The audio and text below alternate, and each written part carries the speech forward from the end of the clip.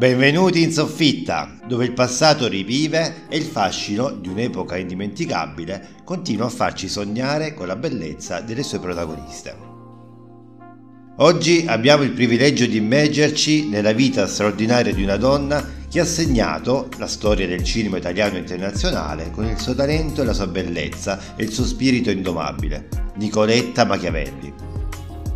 La sua storia è quella di un viaggio avventuroso attraverso il mondo del cinema, ricca di incontri, scoperte e soprattutto di una libertà inesoribile che ha guidato ogni sua scelta e ogni suo passo.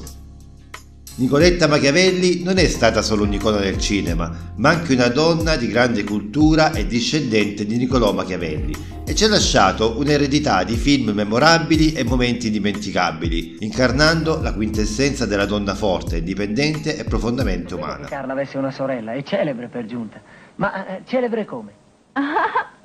Come attrice non ancora. Con un cuore aperto e uno sguardo curioso vi invito a seguirmi in questo viaggio alla scoperta di Nicoletta Machiavelli, la nobile reginetta degli spaghetti western, una vera musa del nostro tempo che ha saputo lasciare un'impronta indelebile nel cuore di chi l'ha amata e ammirata. Se ti sei perso una puntata del podcast, non disperare, la puoi recuperare nella playlist dedicata, ti lascio il link nella descrizione del video. Se ancora non sei iscritto alla soffitta, iscriviti per rimanere sempre sintonizzato sui miei contenuti, perché, mi pare proprio il caso di dirlo, ne vedremo delle bellissime come la nostra Nicoletta Machiavelli. Pensi soltanto al tuo denaro. Non ottieni nulla senza. Nicoletta Machiavelli rappresenta per me un'icona indimenticabile, con la sua eleganza innata, l'intelligenza affilata e quell'irresistibile mix di radici fiorentine e americane. La sua storia ha sempre avuto il sapore dell'avventura. Nata a Stuffione, in Emilia-Romagna nel 1944, Nicoletta non ha mai nascosto il suo desiderio di esplorare il mondo, vivendo esperienze in India, in Brasile, Los Angeles e infine a Seattle, dove ha concluso il suo incredibile viaggio terreno vicino alle persone più care, suo figlio e la sua nipotina. La sua bellezza mozzafiato non passò inosservata a Piero Gherardi, che la propose a Dino De Laurentiis per il ruolo di Eva in La Bibbia di John Huston. Anche se la scelta finale cadde su un'altra attrice, Nicoletta ottenne un contratto di 7 anni che le spalancò le porte del mondo cinematografico. 2 anni di attività, quanti film? 11. Beh, dico mica male, vero? Ma film impegnati o... Per me tutti impegnativi, senz'altro. Ecco, impegnativi. Sì. E i 2 ruoli che mi hanno dato più soddisfazione sono il terzo film, Una questione d'onore. Quello di Zampa. Nonostante De Laurentiis la vedesse quasi come una sua proprietà, Nicoletta riuscì a lasciare il segno in film di rilievo, dall'esordio in Una questione d'onore di Luigi Zampa, dove esordì da protagonista con Ugo Tognazzi, Thrilling nell'episodio di Carlo Lizzani dove fu a fianco di Alberto Sordi, I nostri mariti nell'episodio di Luigi Filippo D'Amico dove ha il curioso ruolo di una donna che diventa uomo. Non mi sento affatto donna. E che ti senti? Mi sento uomo.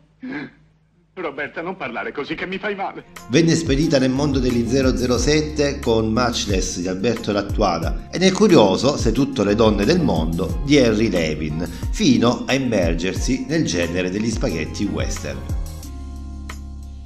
All'inizio non amava particolarmente il genere western per le lunghe ore di trucco e la polvere, ma fu proprio lì che si ritagliò un ruolo in primo piano. Memorabile il suo personaggio di indiana al fianco di Burt Reynolds in Navajo Joe di Sergio Corbucci, presto seguito da Un fiume di dollari di Carlo Rizzani, Un minuto per pregare, Un istante per morire di Franco Giraldi, Una lunga fila di croci di Sergio Garrone. Nel parlare di Nicoletta Machiavelli non possiamo trascurare il suo ruolo in Giarrettiera Colt del 1968, un film che cattura non solo l'essenza degli spaghetti western, ma serve anche da palcoscenico per la sua sensualità e il carisma di Nicoletta. La sua interpretazione è un perfetto equilibrio di forza e femminilità, dove ogni gesto e ogni sguardo contribuiscono a creare un personaggio indimenticabile che incarna la bellezza e la determinazione. La Machiavelli con questo film diventa un simbolo di sensualità che trascende il tempo, lasciando un'impronta indelebile nella memoria degli spettatori. E su questo punto vorrei conoscere anche la tua opinione. Scrivimi in un commento che cosa ne pensi e se il video ti sta piacendo non dimenticare di farmelo sapere con un like.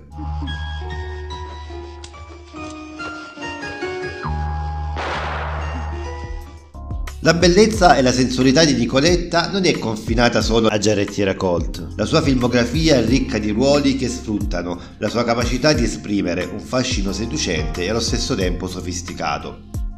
Da Faccia a Faccia, dove la sua presenza è tanto enigmatica quanto affascinante, alle Dolci Signore, dove la sua eleganza e bellezza arricchiscono ogni scena, Nicoletta ha sempre saputo regalare momenti di puro incanto. In Candy e il suo pazzo mondo di Christian Marquand, Nicoletta si immerge in un universo satirico e surreale, mostrando una volta di più la sua versatilità e il suo innato appeal sensuale.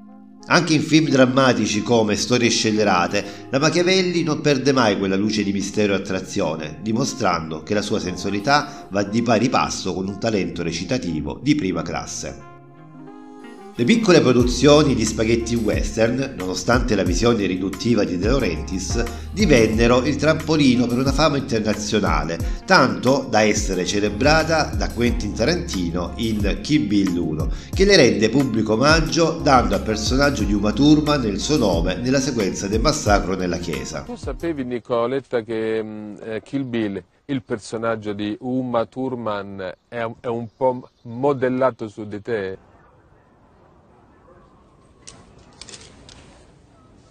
Chi è la sposa? Non si sa. Sul certificato di matrimonio c'è scritto Arlene Machiavelli, ma è falso. È grazie a questi western che venne invitata a festival e rassegne, rincorsa per le interviste.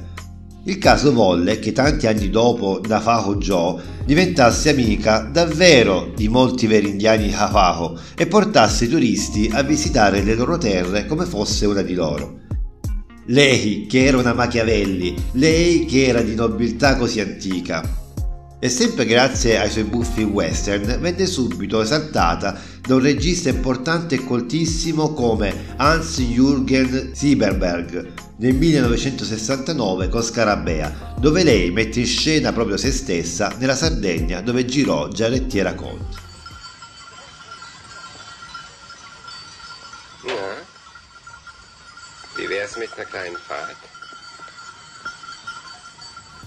Come altre bellissime ragazze del tempo, penso a Marilu Toro, che era stata sua amica e assieme alla quale appare nel folle Candy. Non si sentì mai davvero un'attrice e precipitò nel cinema come precipitò nei pazzi anni 60 con molta ingenuità. La troviamo in buffe produzioni internazionali come Quei temerari nelle loro pazze, scatenate, scalcinate carriole, in Femmine insaziabili di Alberto De Martino, diretta da Paolo Cavara nell'interessante La cattura, al fianco di David McCallum, dove lei è una cecchina. Negli anni 70 la sua vita prese una svolta drammatica, con accuse di terrorismo e problemi legali, ma continuò a lavorare in film di spessore, dimostrando una resilienza e un talento unici. E gira film anche molto buoni, come Mordi e fuggi di Dino Risi, dove lei è una brigadista da capelli corti al fianco di Oliver Reed, capo di un gruppo che ha rapito Marcello Mastroianni e Carlo Landè. Un film assolutamente profetico e importante sugli anni di piombo. O l'incredibile Storie scellerate di Sergio Citti, che adorava, dove si esibisce in un nudo da paura in tutta la sua bellezza. Per non parlare dei Cell Noir in una serie di polizieschi italo-francesi dove incontra colossi come Alain Delon e Jean Gabin. Ma la troviamo anche in ruoli importanti nel grande film di Andrzej Wajda, L'importante amare, in Le castagne sono buone di Pietro Germi, in Al di là del bene e del male di Liliana Cavani. In seguito al pensiero di Osho che lei aveva abbracciato, i viaggi in India, il desiderio di scappare di Nicoletta era sempre più grande. Ogni tanto tornava in Italia, in Francia, faceva un film e ripartiva. Il suo ultimo film è stato La Fuite d'Avant del 1983 di Christian Zebib, poi si ritirò dalle scene. Sempre allegra, sempre sorridente, negli ultimi anni viveva con poco a Seattle, dove si era rifugiata col figlio, che aveva cresciuto in giro per il mondo nei suoi viaggi assurdi. Insegnava italiano agli americani e portava piccoli gruppi in Italia ogni settembre a studiare la nostra cucina. In seguito a una malattia morì nel 2015 negli Stati Uniti, dove si era infine stabilita. Il funerale venne celebrato con un rito indiano, in onore al suo amore per la cultura dei nativi e alla sua carriera. La sua scomparsa è stata un addio silenzioso, ma il ricordo di Nicoletta Machiavelli rimane vivo, una donna di straordinaria bellezza, talento e spirito libero.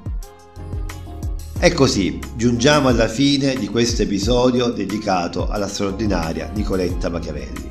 Il racconto della sua vita, delle sue avventure, delle sue sfide ci lascia non solo il ricordo di una grande artista, ma anche di una donna eccezionale, la cui bellezza esteriore era solo il riflesso di un'anima intensamente viva e ricca di sfumature. Nicoletta ci ha insegnato che la vera libertà si trova nel percorrere il proprio cammino con coraggio, lasciandoci ispirare dalle scelte audaci e dalla sua indipendenza. La sua eredità va oltre i film e i ruoli che ha interpretato, è un invito a vivere pienamente e ad abbracciare il mondo con curiosità e non avere mai paura di essere se stessi. Mentre chiudiamo questo capitolo, portiamo con noi l'immagine di Nicoletta, un faro di luce che continua a brillare nel cielo del cinema e nelle nostre vite, ricordandoci che ogni giorno è un'avventura da vivere con passione. Grazie Nicoletta per averci regalato tanto, il tuo spirito libero vive in ognuno di noi e grazie a voi per avermi seguito fin qui. Cliccate sul video qui accanto per scoprire cosa è successo a quest'altra indimenticabile attrice.